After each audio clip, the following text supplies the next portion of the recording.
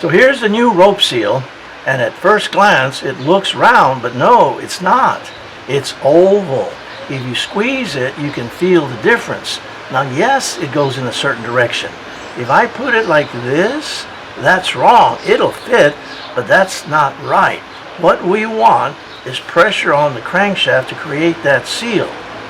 Okay, so it does go in a certain direction.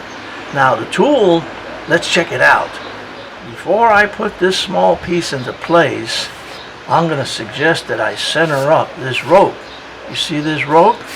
Okay, I better not pull it too far, but I believe I want it right there. And again, it's going to go in a certain direction. Let's put the little piece on. It's so helpful to have an extra hand. So I open it up, and my helper brings it in all the way, pushes it down a little bit. Push it down, please, please, please, right there. Okay, let's check it out. So the tool goes in after that little clip is in place, and it goes through there. Now it's going to be quite a bit of pull. I'm going to say at least 25-30 pounds of effort to get that guy to go through there.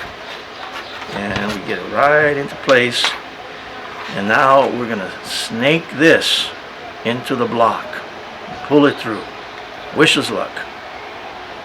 I hope this corkscrew works. It's not going in that easy. There we go, it's starting to pick up. Now I'm not going to try to pull until I got this corkscrew all the way in. I think I got it. Here we go. Cross our fingers that this guy comes out. Only a piece of it came out, so no, I cannot stop. I got to keep going. This seal has to come out. Okay, stop.